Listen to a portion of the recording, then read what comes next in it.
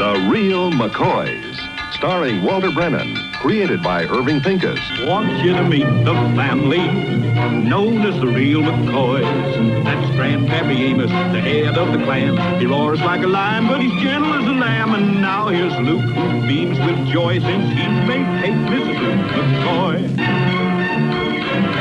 From West Virginia they came to stay in sunny California. Old Grandpappy Amos and the girls and the boys of the family known as the Real McCoys. Here you are. Oh, thanks, sugar babe. Oh, Grandpa, would you like another cup of coffee? No, thanks, Kate. I told George I'd be over to his place at 8:30. Oh, just a minute. I want you to take this apple pie over to George. He hasn't had a good home-cooked meal since Florrie's been gone. He'll appreciate it. I know, Kate, but a whole half a pie, wouldn't one piece be enough? Grandpa, cast your bread upon the waters, and you know what you get back. From George and Michael? Dirty pie plate, that's what.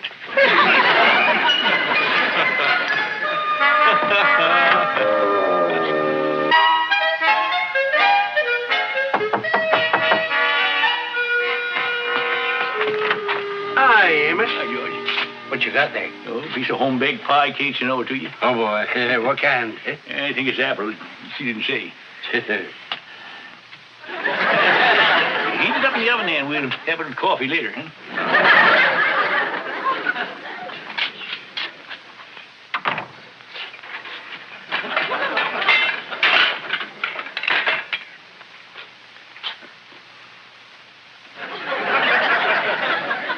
I didn't have a chance to clean up after supper.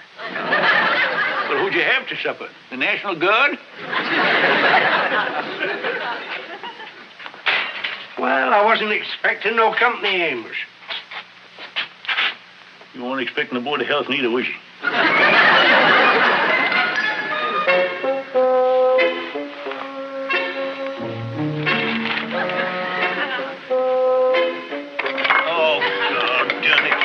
Someplace you can put some of this stuff? No place left. The bathtub's just full. Hey, look at that. Jelly and peanut butter all over the checkerboard. Well, I'd have kept the place cleaner, only I can't stoop too much on account of my sciatica. Anyways, my little sister Flora's coming back in a couple of weeks. Couple of weeks? The way this stuff is piling up, they'd be lucky if they find you by morning. What you need, George, is a housekeeper. A housekeeper? Yeah, some good, strong female that'd come in here and help you dig out. A housekeeper, huh? Hey, Amos, maybe you got a pretty good idea there. And, George, there's a place downtown that can get you just the woman you need to clean up. Then that's what I'll do. I'll get me a housekeeper. One that can do a little cooking and mending and you know, a little laundry. Now, wait a minute, George. Let me tell you something. Don't you get a fat one. Because they just eat you out of house and home. Yeah, I'll get me a real skinny one. No, now, don't go the other way. Don't get a scrawny one either, because they tire too quick. Get one in the middle, you know. Just a fine figure of a female, you see. A good-looking woman. Yeah, maybe so. Yeah. Maybe there's one with blonde hair and blue eyes. Hey, that'd be nice. A blonde. Blue eyes. I'll get right down to the employment place first thing Monday morning. I'll go along with you. Yes, gentlemen. I think you'll agree that Miss Trumbull here is exactly the woman you're looking for. And I'd say she's absolutely perfect for you. Her references are excellent. I once worked for the congressman. Isn't that wonderful? And I'd be there yet if it wasn't for all those stairs. A 3-story house. Oh, too much climbing. Well, when would you like her to start? Stairs bother you, do they? I don't believe I have your address, Mr. McMichael. You just go Go along. out Mountain Road and look for a Hilltop House. Hilltop house? Who lives it? Yeah, that's right. Yeah, Hilltop House. Well, I didn't know that. Yeah, a real charming place. You go in and you go up 2 flights, you see, to the parlor. Then 2 more flights to the kitchen. 4 flights of stairs? Yes. No, 6. 6? Bedroom's still another 2 up. Beautiful view when you shave it. I'm afraid that wouldn't do. I'm sorry, but I just couldn't take all those stairs. You understand, Miss Burns? Of course. Good day, gentlemen. Jake. Set him up in the other alley. Frankly, gentlemen, I've run out of names. You've seen 14 women, and none of them seems to please you. Well, there must be someone else. Well, I'll speak to Miss Phillips, but I don't think so. Excuse me.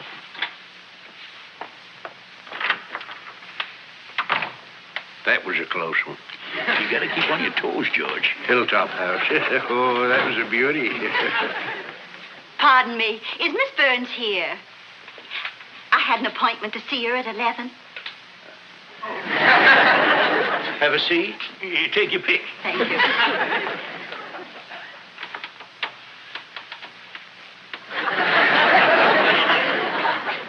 Excuse me, ma'am, but do you do housekeeping work? Just a little. Actually, my classification, well, I'm more of a personal secretary. Secretary? Well, that's more along the lines of what you wanted, ain't it, George? Yeah, sounds just like it. Although I really don't type too well, and I can't take dictation. Well, it so happens I ain't got no typewriter. No, and he ain't no dictator neither. You see, my last job was with a wealthy widow who traveled a lot. Actually, what I really am is, well, a companion. Companion? You hear that, George? Yes, sir, I sure did. Well, I just don't seem to be able to find it. Oh, yes, what is it, please? Miss Burns, my name is Webster, Clarissa Webster. I've just sent in my application. Oh, yes. Well, would you mind waiting just a moment until I'm finished with these gentlemen? Well, now, wait just a minute. Maybe Miss Webster's just what we want. Well, I really don't think so. She has a different classification. Yeah. Yeah, we know. Well, you don't do any house cleaning, do you? No, I don't. Well, house cleaning ain't everything. No, George, you can always get someone coming to do the house cleaning. But you don't cook either, do you? Not very much. There, you see, that'd make the cleaning easy. There wouldn't be no dishes to do. What else you do? I'm good at answering the phone and taking messages. Now you can get all your telephone messages straight. It'd be a godsend. No need to go no further. She's the one. Why didn't you bring her out before? Were you hiding all the good ones? Gentlemen, are you sure? Sure, well, sure. No doubt about it. She's absolutely perfect.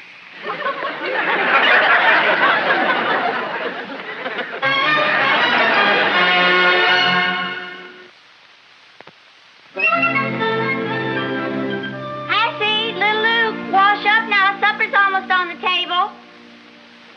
Grandpa, I don't see why George don't come over here for supper instead of you going over there. Oh, it just seems easier this way. What you got on, Grandpa? Just a little Papina's violet water.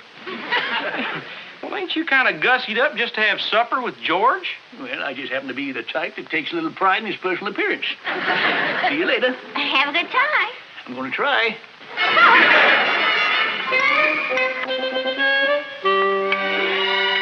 We'll have a little supper, and then I'll take you home.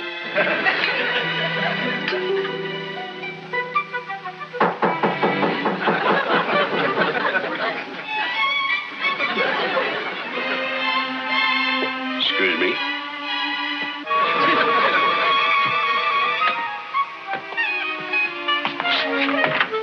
Evening, George. Amos. I didn't expect to see you tonight. Well, I was just over here in the neighborhood, and I thought I'd drop in and thought you might be lonely. Well, I appreciate it, but everything is fine. Good night.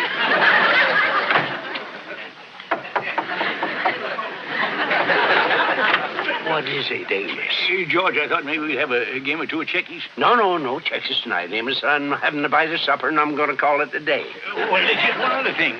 Kate said she needs a pie plate back. The pie plate? Yeah, I know right where it's at. Miss Webster. Mr. McCoy. Well, this is a surprise. I'll bet. George, George, why keep a pretty woman like that in the dark? Just have a little light. Well, we did make a little progress today. Well, maybe you did, but it sure wasn't in the kitchen. It was a real nice meal. I enjoyed it. Oh, Mr. McMichael's a wonderful cook. Coffee, Clarissa? No, thank you. Would you like to play a game of checkies? Amos, I can't play checkers when I have company. I ain't asking you, George. It's getting rather late anyway. I think I'd better run. Say, my car's right outside. Mr. McMichael said he'd take me. Well, maybe I could stop by and see you tomorrow. I'm afraid I'll be busy here with things for Mr. McMichael. Well, now, don't tell me your whole weekend's going to be took up by Mr. McMichael. You can call me George. It was nice seeing you again, Mr. McCoy. Same here. Shall we be going? Right away. Allow me. Nice try, Amos. But when it comes to women, it's personality and sex appeal over violet water every time.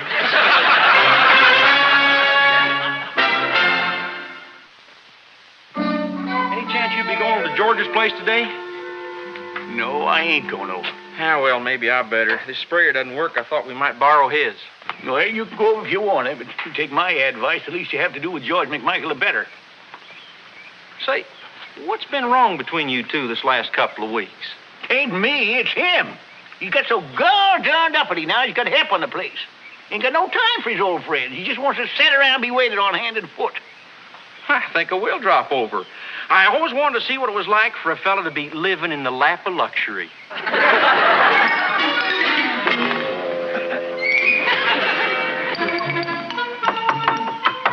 Come in. Well, George.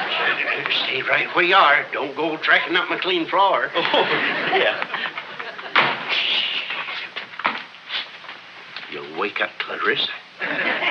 Clarissa? That's my housekeeper. Yeah. Well, what do you mean, wake up? Well, she likes to take a little nap, after lunch, and it gives me time to tidy up the kitchen. You tidy up? Oh, yeah. How'd you like that?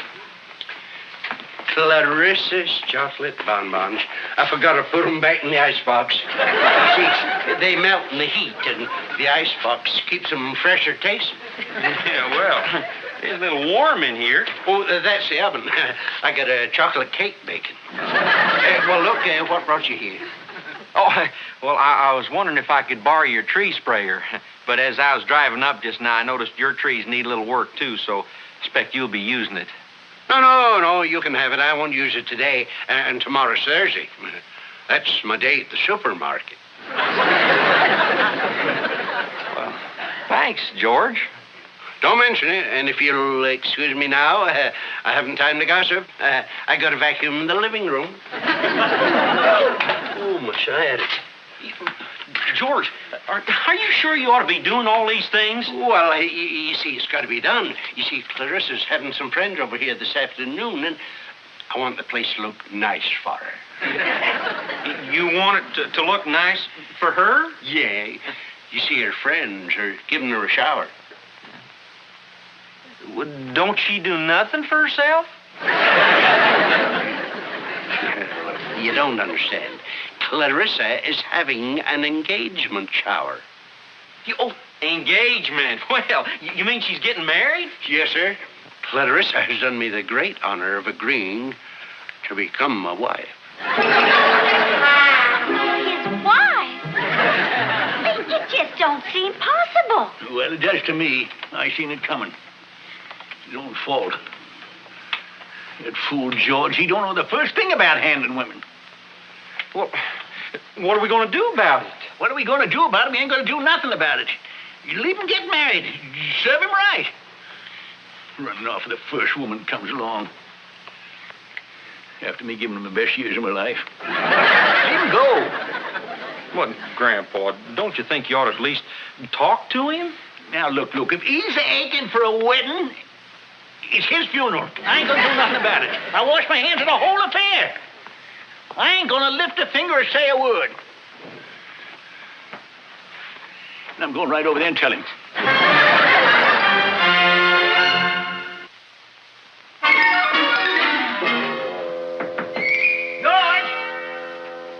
George! Hi, Amos. Where are you? Hanging up the laundry. Pitiful, just pitiful. I want to have a talk with you. All right, hurry it up. I'm busy. I gotta find you first. What you want? I just want to remember you just like that. You come over here to talk about my coming marriage? That's right. Yeah. Well, I'm going through with it. You know, I always had half a mind to get married. That's just about all it takes, too. We're getting married next week. And that's that. Now listen, George. All I'm trying to do is keep you from making a fool of yourself. And I'm telling you straight out, that woman ain't in love with you. All she wants is someone to wait on her hand and foot. That's not so. She loves me for my own wonderful self. And I say she's nothing but Minnie the Moocher. And I say she ain't. And I've had enough of your ravens and rantings. You're just jealous, that's all. Jealous? Why, you knothead, I was just trying to look out for that. Twinkle can. Easy now, George. Easy now. Yeah. You hurt, George? Oh, my back. Ooh. No, my leg. It's my leg, Amos. Yeah, well, it's probably a bad case of housemaid's knee.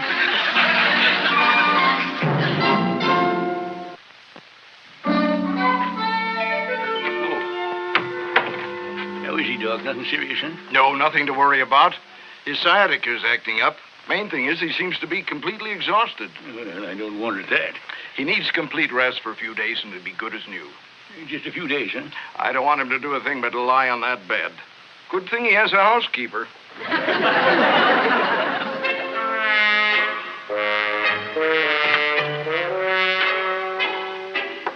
Poor George. Some hot soup would taste good, wouldn't it? You'd like some soup? I'll fix some for you. Just lie still. I'll get the soup for you. Oh, you're so good to me. And if you need me for anything, just ring the bell. You're an angel. That's what you are, a little angel.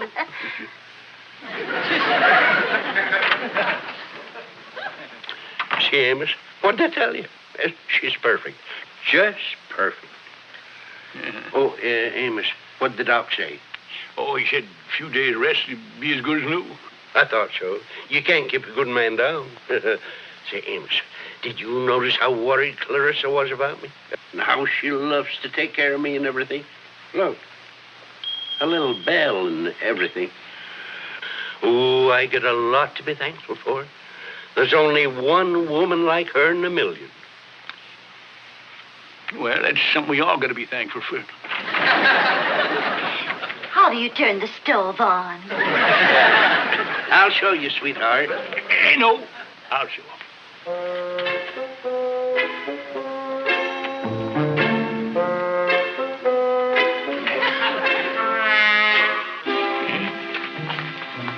See, you just take hold of that little knob right there, you just push her in like that, and then she's on there, and she's off there, and that's all there is to it. Of course. Oh, thank you, Mr. McCoy. Well, now, let's see now. I guess I'd better, open the can of soup before I put it in the pan, right? Yeah, it's a little easy to eat that way. Such a shame it had to happen. But I guess he'll be all right in a few days. I don't know what I'd do, this big house to run. Well, of course, it is quite a chore, but you'll get used to it in time. I suppose so. Yeah. In time? What do you mean? Oh, well, now, don't worry. What does these doctors know anyways? The important thing is that you'll be together. How long will George be laid up? A week? Well, now, to tell you the truth, he didn't say a week. A month? Poor George. Right in the prime of life, too. Why does these things always has to happen to the good folks while the bad ones always stays healthy? He's going to be bedridden for life, isn't he? Remember, you said it, not me. At least he'll have you by his side to comfort him. In sickness and in health. But I guess we can forget the health part of it. You'll be there to cook and clean and do his laundry. His laundry? And his scrubbing and his mending. Morning, noon, and night. You'll never have to leave these four walls. Never leave. Till death do your part. He's calling now. I'll go, but I know it'll be you he wants.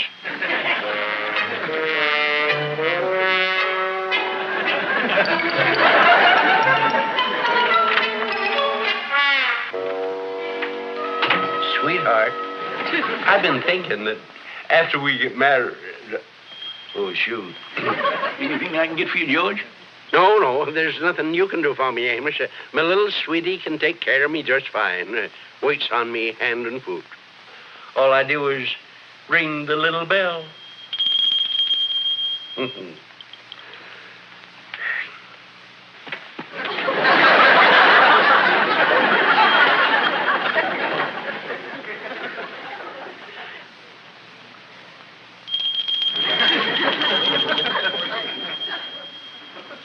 Well, all I can say is, George, if you wanted to hear you gotta get yourself a bigger bell.